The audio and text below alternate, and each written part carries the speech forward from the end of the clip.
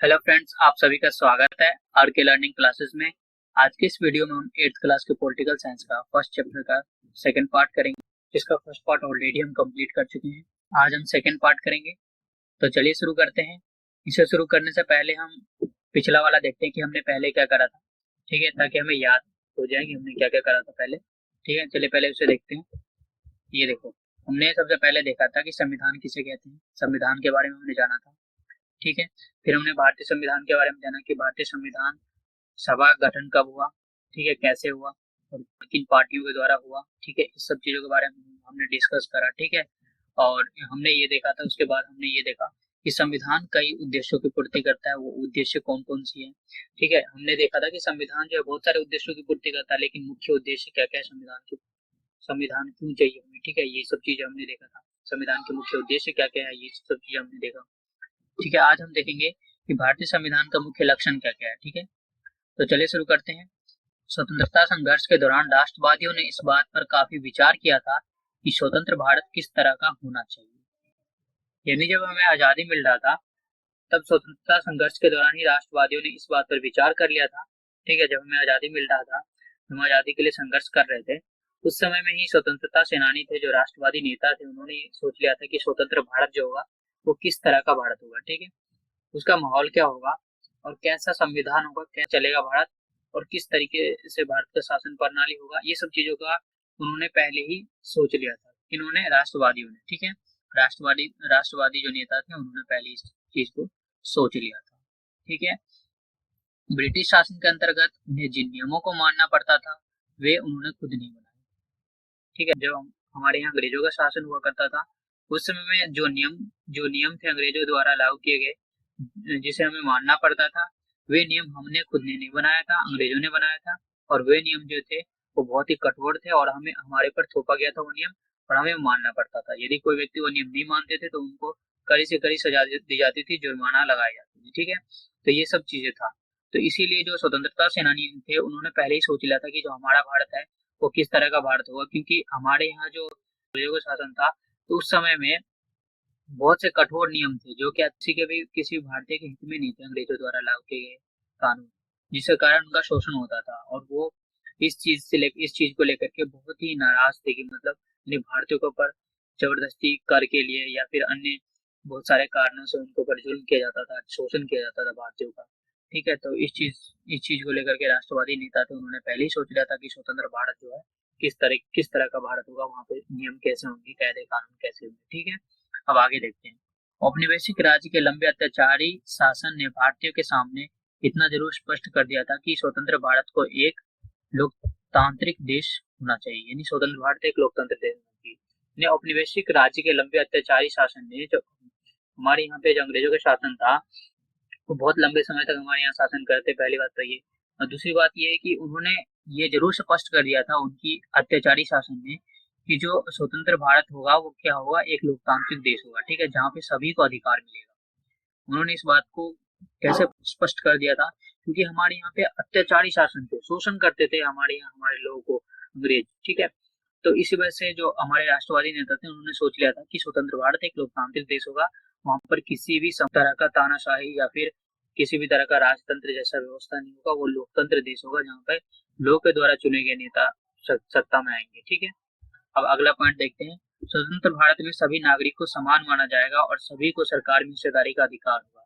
जैसे कि मैंने बताया था कि स्वतंत्र भारत में सभी नागरिक क्या माना जाएगा, एक जैसा माना जाएगा, सबको समान माना जाएगा और सभी को बराबर अधिकार दिया जाएगा और सभी को ये भी अधिकार दिया जाएगा कि वो सरकार में हिस्सेदारी ले सकते हैं। ठीक है, उसके लिए पूरी स्वतंत्रता होगी उसको। ठीक है, अब अगला पॉइंट देखते हैं। इसके बाद ये तय करना था कि भारत में लोकतांत्रिक सरकार का गठन कैसे किया जाए और उसके कामकाज के नियम क्या हो। यानी अब उसके बाद क्या बचा था, उसके बाद ये बचा था कि लोकतांत्रिक सरकार में जो है सरकार का गठन कैसे होगा, यानी सरकार कैसे बनेगी। और दूसरी क्या थी, और जो सरकार के हैं कामकाज कैसे चलेंगे, दूसरी थी ये। पहले तो ये थी कि सरकार का गठन कैसे होगा और दूसरी क्या थी कि लोकतांत्रिक देश में जो है सरकार के कामकाज कैसे चलेंगे। ठीक है, चलो अगला पॉइंट देखते हैं कि आगे क्या देखने को मिलता है। चलिए आगे देखते हैं। संविधान सभा के सदस्यों के सामने निम्न समस्या। अब इस वाली स्लाइड में हम देखेंगे कि जो संविधान सभा के सदस्य थे, उनके सामने क्या क्या समस्या थी, यानी जो हमें हमारे संविधान बनाने के लिए सदस्य चुने गए थे उनके सामने समस्या क्या क्या थी। ठीक है, पहली बात तो मैं आपको ये कंफर्म कर दूं कि हमारे संविधान सभा में जो सदस्य थे वो अलग अलग धर्म, अलग अलग जाति और अलग अलग संस्कृति के थे। यानी वहाँ पे संविधान बनाने के लिए जो सदस्य चुने गए थे वो अलग अलग धर्म, अलग अलग जाति, अलग अलग संस्कृति थे। ऐसा इसीलिए किया गया था क्योंकि ऐसा बाद में कोई ये ना बोल सके कि जो है संविधान जो किसी एक जाति के हित में बना दिया है या किसी एक समूह के हित में बना दिया है। इसीलिए इसमें सभी धर्म, सभी जाति के लोगों को सम्मिलित किया गया ताकि बाद में जाकर के जो है कोई ऐसा ब्लेम न डाले और जो हमारे भारत का संविधान जो है सबसे अच्छा संविधान बने, क्योंकि सभी जाति, सभी धर्मों का बात वहाँ पे सुनी जाएगी और उसको देख करके ही कोई संविधान या कोई नियम बनाए जाएंगे। तो इस चीज के लिए जो है सभी धर्म, सभी जाति के लोगों को वहाँ पे सम्मिलित किया गया, चुन के लाए गए, फिर जाकर के हमारा संविधान बना था। तो जो चुने गए सदस्य थे उनके सामने क्या क्या समस्या थी, उन समस्या के बारे में हम जानेंगे। चलिए शुरू करते हैं। हमारे देश में कई समुदाय थे, उनकी न तो भाषा एक थी, न एक जैसी संस्कृति थी। यहाँ पे सबसे महत्वपूर्ण बात है कि हमारे देश में कई समुदाय थे, यानी बहुत सारे समुदाय थे, वैरायटी है हमारे यहाँ पे। ना तो भाषा एक थी, ना हमारे यहाँ पे भाषा एक थी, अभी भी ना एक भाषा है और ना एक जैसी संस्कृति है। ठीक है, हमारे यहाँ पे क्या है, अभी भी वैरायटी है, विविधता है, विविधता से परिपूर्ण है भारत। ठीक है, तो जब भारत भारत का संविधान लिखा जा रहा था तो हमारे देश में भारी उथल पुथल से गुजर रहा था। जब भारत का संविधान लिखा जा रहा था तब हमारा देश जो है भारी उथल पुथल से भी गुजर रहा था। दूसरी देखो, पहली बात तो ये थी कि हमारा देश में जो संविधान बनाने में कठिनाई इसीलिए हो रहा था क्योंकि यहाँ पे एक जैसी संस्कृति नहीं थी, ना एक जैसा भाषा था, ना एक जैसी समुदाय थी। बहुत सारे समुदाय थे, बहुत सारे जाति, बहुत सारे पंथ में लोग बटे हुए थे। ठीक है, भाषा बहुत सारी थी और एक जैसी संस्कृति नहीं थी, बहुत सारी संस्कृति थी, जिस कारण क्या था, संविधान बनाना कठिन था क्योंकि सभी धर्म, सभी जाति, सभी संस्कृति के लोगों को बात को सुनना पड़ रहा था। फिर उन बातों को देख करके, सोच विचार करके, तुलना करके फिर जाके कोई भी जो नियम है उसे उसको बनाने के पक्ष में फैसला लिया जाता था। ठीक है, तो अब देखो अगला पॉइंट देखो। जब भारत का संविधान लिखा जा रहा था तब हमारा देश जो है भारी उथल पुथल से गुजर रहा था। यानी इसका मतलब क्या है, इसका मतलब ये है कि हमारे देश में जब हमारा संविधान लिखा जा रहा था उस टाइम पे नए नए स्वतंत्र हुए थे। ठीक है, हमें नई नई आजादी मिली थी, यानी हमारे यहाँ पे नई नई स्वतंत्रता थी। ठीक है, इस कारण क्या था, देश में कोई चीज की व्यवस्था नहीं थी, अस्त व्यस्त था देश की हालत, देश का हालत बहुत खराब था। यहाँ पे दूसरी ये समस्या थी कि जो है पाकिस्तान अलग देश बनाने का मांग चल रहा था हमारे देश में। ठीक है, तो ये सब चीजें था, यहाँ पे भारी संकट था। फिर क्या हुआ देखो, भारत और पाकिस्तान का विभाजन तय हो चुका था। ये भी था कि भारत और पाकिस्तान जो है उसका विभाजन, उसका बंटवारा बिल्कुल तय हो चुका था कि होना ही होना है बंटवारा।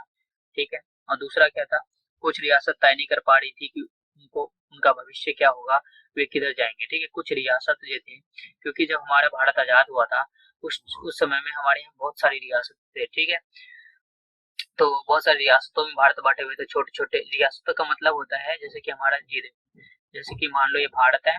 ठीक है, ये भारत है, कर्सर से मुश्किल हो रहा था बनाना, तो आप समझ जाओ बस। और ये छोटे छोटे टुकड़ों में मतलब राज्य थे, ये सब सारे क्या थे, छोटे छोटे बहुत सारे थे, मतलब जहाँ पे क्या रहता था, राजा या फिर कोई जो व्यक्ति है वो शासन करते थे। तो अंग्रेजों ने क्या कर लिया था, उनको गुलाम बना लिया था। उनको क्या कर लिया था, गुलाम बना लिया था, मतलब उनको कह दिया था कि वो क्या है कि वो अंग्रेजों की सुनेंगे, अंग्रेज जैसा जैसा कहेंगे वैसा वैसा काम करेंगे, उनके हित में काम करेंगे और जो टैक्स होगा वो अंग्रेजों को चुकाएंगे। ठीक है, तो ऐसे ही पूरे भारत को अंग्रेजों ने गुलाम बना लिया था। फिर क्या हुआ, फिर जब जब स्वतंत्रता मिली हमें, तो अंग्रेजों ने कह दिया कि जितने भी रियासत थे वो भी खुद अपने आप स्वतंत्र है, वो चाहे तो अपना क्या है कि भारत में भी शामिल हो सकते हैं, नहीं तो वो चाहे तो अपना अलग देश बना सकते हैं। तो इसी कारण जो है बहुत सारी जो रियासतें थी वो वो रियासतें ये तय नहीं कर पा रही थी जो उनका भविष्य क्या होगा, वो किधर की तरफ जाएंगे तो उनको फायदा हो। क्योंकि ये भी था ना कि पाकिस्तान एक अलग देश बन रहा था, तो उनको लग रहा था कहीं वो उधर जाए तो उनको ज्यादा फायदा हो सकता है या इधर रहे तो फायदा हो सकता है।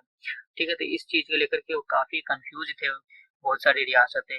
ठीक है, तो इसमें सरदार पटेल ने काफी रियासतों को जोड़ा था जहाँ पे शासन करते थे लोग। ठीक है, बहुत सारे जो रियासतें थी उन रियासतों के यहाँ जा करके जो वहाँ पे शासन करने वाले लोग थे उनको मनाए और भारत में लाने की कोशिश करे और कामयाब भी हुए थे इस चीज में। ठीक है, अब अगला पॉइंट देखते हैं। भारतीय जनता की सामाजिक आर्थिक स्थिति बहुत भयानक थी, यानी ये भी मैंने पहले ही बता दिया था कि हमारे यहाँ क्या था, काफी संकट था। मतलब यहाँ हमारे यहाँ की सामाजिक स्थिति भी सही नहीं थी, आर्थिक स्थिति भी सही था, अनाज की भी काफी कमी थी, ठीक है। तो ये सब चीज समस्या, भारी समस्या थी हमारे यहाँ पे जब हमारा संविधान लिखा जा रहा था। तो आप सोच सकते हो कि इतनी भयानक स्थिति में हमारा संविधान लिखा जा रहा था। तो हमारे संविधान लिखने वाले जो लोग थे, उन्होंने ये सोच लिया था कि भारत को कैसा संविधान चाहिए और भारत का संविधान किस तरह का होना चाहिए ताकि भारत को एकजुट रखा जा सके। तो ये सब चीजों को सोच समझ करके उन्होंने हमारा संविधान लिखा था, ठीक है। अब आगे देखते हैं। संविधान सभा के सदस्य के सामने ये सारे मुद्दे थे, ये पहले बता दिया मैंने, लेकिन उनके समक्ष ये समस्या होने के बाद भी उन्होंने भारतीय संविधान का ऐसा रचना किया जिसमें विविधता के प्रति गहरा सम्मान दिखाई देता है, गरीबी उन्मूलन, जनप्रतिनिधि के चयन में जनता का महत्वपूर्ण भूमिका दिखा देता है। मतलब हमारे जो संविधान रचयिता थे, संविधान बनाने वाले जितने भी सदस्य थे, उन्होंने ये सब समस्या होने के बावजूद भी ऐसा संविधान का निर्माण किया, ऐसा संविधान की रचना की जहाँ पे गरीबों के हित में काफी कानून बनाए गए और ऐसा कानून बनाया गया, ऐसा नियम बनाया गया जहाँ पे क्या है, जनता ही किसी व्यक्ति को सिलेक्ट करेगा और उसको सत्ता में बैठाएगा, ठीक है। और वो व्यक्ति जनता के बीच का ही होगा, ठीक है। यानी कोई भी व्यक्ति जो इलेक्शन लड़ सकता है और पावर में जा सकता है, ठीक है। और मेन पावर किसके हाथ में है कि जनता के हाथ में। यदि कोई व्यक्ति अच्छा काम नहीं करता तो उसको जनता तुरंत ही हटा देगी। ये सब सारी व्यवस्था थी हमारी, ठीक है। तो मुझे लगता है कि आपको ये अच्छे समझ में आ गया होगा, ठीक है। तो अब आगे देखते हैं भारतीय संविधान के मुख्य आयाम। इसमें हम देखने वाले हैं कि भारतीय संविधान के मुख्य आयाम क्या कहते हैं, जिसके ऊपर हमारा संविधान आधारित था, वो क्या कहते हैं, ठीक है। तो चलिए देखते हैं। पहला है मुख्य आयाम संघवाद, यानी संघवाद भी हमारे संविधान के क्या है, मुख्य आयाम। चलो इसे देखते हैं। संघवाद का अर्थ होता है देश में एक से अधिक स्तर की सरकार का होना। संघवाद का अर्थ होता है देश में एक से अधिक स्तर का सरकार का होना, यानी केंद्र सरकार, राज्य सरकार और प्रांतीय सरकार, ठीक है। हमारे देश में 3 स्तर पर सरकार है, केंद्र स्तर, राज्य स्तर और पंचायती राज व्यवस्था शासन का तीसरा स्तर है। यानी हमारे भारत में क्या है, 3 स्तर पर शासन व्यवस्था है, केंद्र स्तरीय शासन व्यवस्था, राज्य स्तरीय शासन व्यवस्था और पंचायती राज व्यवस्था, ठीक है। यहाँ पे आप देख सकते हो, मैंने ये अलग से बनाया है ताकि अच्छे से समझा सकूं मैं आपको। ये देखो, केंद्र स्तरीय की सरकार, राज्य स्तरीय की सरकार, ठीक है, और पंचायती स्तरीय की सरकार, ठीक है। 3 स्तर पर हमारे यहाँ सरकार काम करती है, केंद्र स्तर पे, राज्य स्तर पे और पंचायत स्तर पे, ठीक है। अब देखो, केंद्र स्तर की सरकार का क्या क्या काम होता है, राज्य स्तर का क्या होता है, पंचायत स्तर का, तो तीनों के बारे में हम जानेंगे। केंद्र सरकार पूरे देश के लिए फैसला लेती है, यानी केंद्र सरकार जो फैसला लेगी वो पूरे देश के लिए लेगी, पूरे देश के लिए कोई भी निर्णय लेगी, ठीक है। राज्य सरकार अपने राज्य के लिए फैसला लेती है, जो राज्य सरकार जो भी निर्णय लेगी, जो फैसला लेगी वो अपने राज्य के लिए ही लेगी, ठीक है। और पंचायती व्यवस्था क्या है, पंचायत सरकार अपने पंचायत के स्तर पर अपने पंचायत या अपने नगर के लिए फैसला लेती है। पंचायत स्तर पर क्या होता है कि पंचायत यानी मतलब होता है कि एक राज्य में बहुत सारे पंचायत होते हैं, ठीक है। एक जिला में बहुत सारे पंचायत होते हैं, तो एक राज्य में बहुत सारे पंचायत होते हैं, तो बहुत सारे पंचायत बनाए जाते हैं ताकि ग्रामीण की जो समस्या है वो वहीं का वहीं हल हो जाए। इसीलिए पंचायती स्तर के तीसरे स्तर की शासन व्यवस्था का भी प्रावधान किया गया है, ठीक है। और पंचायत स्तर पे क्या होता है, कोई भी छोटा छोटा जो समस्या होता है उसका निदान किया जाता है, ठीक है। पंचायती सरकार उस पर फैसला लेती है और उस समस्या का निदान करती है, ठीक है। अब चलो आगे देखते हैं। भारत में प्रांत स्तर पर भी सरकार अपने क्षेत्र के हिसाब से अलग फैसला ले सके। देखो, भारत में क्या है, भारत में प्रांत स्तर पर भी सरकार काम करती है ताकि प्रत्येक प्रांत जो है अपने क्षेत्र के हिसाब से फैसला ले सके, ठीक है। भारत में एक स्तर की शासन व्यवस्था नहीं है, जैसे कि हमने यहाँ पे देखा। यहाँ पे क्या है, 3 स्तर पर शासन व्यवस्था है, केंद्र स्तर, राज्य स्तर और पंचायत स्तर पे, ठीक है। तो यहाँ पे ऐसा क्यों किया गया, ऐसा इसीलिए किया गया ताकि प्रत्येक प्रांत जो है अपने हिसाब से फैसला ले सके। यदि ऐसा नहीं किया जाता, यदि केंद्र सरकार के पास ही सारी शक्तियां दे दी जाती, केंद्र सरकार को ही सारे अधिकार दे दिए जाते, तो प्रांत स्तर के जो लोग हैं उससे नाखुश होते, ठीक है। इसलिए ऐसा व्यवस्था किया गया ताकि प्रत्येक प्रांत अपने हिसाब से भी फैसला ले सके, ठीक है। और दोनों के अधिकार क्षेत्र भी बांटा गया, केंद्र सरकार के भी अधिकार क्षेत्र है और राज्य के भी अधिकार क्षेत्र है, ठीक है, ताकि इन दोनों का जो है आपस में टकराव न हो, वो अपने अपने हिसाब से काम कर सके, ठीक है। अब यहाँ पे देखो, भारत के सभी राज्य को कुछ मुद्दे पर फैसले लेने का अधिकार है, ठीक है। अब देखो, भारत के सभी राज्य को कुछ मुद्दे पर फैसला लेने का अधिकार है, यानी भारत के जितने भी राज्य है उनको भी अधिकार दिया गया है कि आप कुछ मुद्दों पर फैसला ले सकते हैं, ठीक है। पर राष्ट्र महत्व के फैसले केंद्र सरकार द्वारा ही लिए जाते हैं, ठीक है। अब यहाँ पे अगला पॉइंट देखो, भारतीय शासन व्यवस्था के कामकाज को स्पष्ट करने के लिए संविधान में कार्य क्षेत्र दिया गया है। देखो भारतीय यानी जो भारतीय शासन व्यवस्था है यानी केंद्र सरकार, राज्य सरकार, पंचायती सरकार, जितनी भी सरकार है तो जितनी भी शासन व्यवस्था है जैसे कार्यपालिका, नगर पालिका, इन सभी के अपने अपने अधिकार क्षेत्र है। इनके सबके अपने अपने अधिकार क्षेत्र दिए गए हैं, किसका कहाँ तक अधिकार है, कौन कहाँ तक अपनी शक्ति का उपयोग कर सकते हैं, ठीक है। ये चीज हमारे संविधान में लिखा हुआ है। अब यहाँ पे देखो कार्य क्षेत्र को स्पष्ट करने के लिए संविधान में कुछ सूचियां दी गई। ये कार्य क्षेत्र को बताने के लिए क्या किया गया, संविधान में कुछ सूचियां दी गई। सूचियां का मतलब है बांटा गया है, ठीक है। कुछ कुछ सूचियां दी गई है कि कहाँ पे कौन कानून बना सकता है, ठीक है। जैसे कि देश के विदेशी मुद्दों पर कानून बनाने का अधिकार या फिर विदेशी मुद्दों पर निर्णय लेने का अधिकार केंद्र सरकार को है। राज्य में कोई भी समस्या होती है उसका निदान करने का अधिकार राज्य सरकार के है। ऐसी सूचियां जो है हमारे संविधान में दिया गया ताकि क्या हो, इससे केंद्र सरकार और राज्य सरकार अपने अपने हिसाब से फैसला ले सके और उनके फैसला आपस में टकराएं, ठीक है। अब यहाँ पे देखो कौन से स्तर की सरकार किन मुद्दों पर कानून बना सकती है, ठीक है। यहाँ पे ये कहा गया, कुछ सूचियां दी गई है जिनमें बताया गया है कि कौन से स्तर की सरकार किन मुद्दों पर कानून बना सकते हैं, ठीक है। किन मुद्दों पर फैसला ले सकते हैं, किन मुद्दों पर कानून बना सकते हैं, वो हमारे संविधान के कार्य सूची में दिया गया, ठीक है। अब यहाँ पे अगला पॉइंट देखो, संघवाद में राज्य केवल केंद्र सरकार के प्रतिनिधि नहीं होते। संघवाद में क्या होता है, संघवाद में ये नहीं है कि केंद्र सरकार के जो है जितने भी राज्य हैं वो केंद्र सरकार के प्रतिनिधि, यानी कहने का मतलब है कि केंद्र सरकार जैसा ऐसा कहेंगे वैसा ऐसा काम करेंगे, ऐसा नहीं है, ठीक है। वो क्या है, केंद्र सरकार का अलग कार्य क्षेत्र है, उनके अलग कार्य करने का अधिकार है, राज्य सरकार के अलग कार्य करने का अधिकार है, ठीक है। ये ऐसा इसीलिए किया गया ताकि केंद्र सरकार जो है राज्य सरकार के ऊपर दबाव न बना सके, ठीक है। अब यहाँ पे अगला पॉइंट देखो, ये राज्य सरकार को भी संविधान से ही ताकत और अधिकार मिलता है। देखो ऐसा इसलिए किया गया, राज्य सरकार को संविधान से अधिकार और ताकत इसलिए दिया गया क्योंकि राज्य सेंट्रल लेवल पे जो भी फैसला होगा वो तो ठीक है, वो तो विदेश के फैसले जितने भी होंगे या फिर देश की रक्षा से संबंधित जितने फैसले होंगे वो केंद्र सरकार होंगे ताकि पूरे देश के लिए वो फैसला सही हो, केंद्र सरकार के हाथ में रहेंगे तो ठीक रहेगा वो निर्णय लेना। लेकिन राज्य में जो समस्या है, लोगों की जो समस्या है, लोगों का जो प्रॉब्लम है, जो लोग फेस कर रहे हैं डेली लाइफ में, वो अलग अलग राज्य के अलग अलग हो सकते हैं, अलग अलग राज्य की अलग अलग समस्या हो सकता है। ये भी तो हो सकता है जैसे कि देखो तमिलनाडु के हो सकता है कि कुछ अलग समस्या हो, पानी के लिए हो, ठीक है। महाराष्ट्र की अलग समस्या हो, किसी और राज्य की अलग समस्या हो, तो इन सभी मतलब ये स्वतंत्र किया गया राज्य को कि राज्य जो है इन सब मुद्दों पर क्या है अपना फैसला ले सकते हैं, इन पर अपना कानून बना सकते हैं, ठीक है। तो इसीलिए जो है संविधान में क्या है, राज्य सरकार को और केंद्र सरकार को अलग अलग अधिकार से दिया गया है, ठीक है।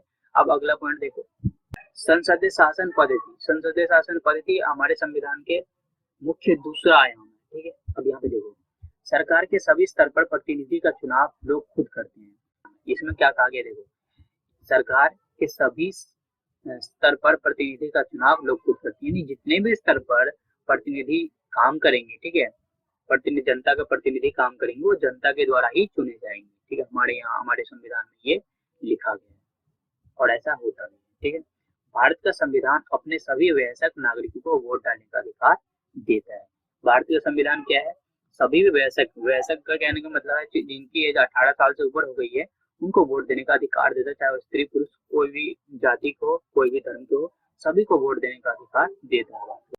सार्वभौमिक मताधिकार का मतलब है कि देश के सभी लोग चाहे वो किसी भी धर्म, जाति या लिंग के हो, सभी को वोट देने का अधिकार है।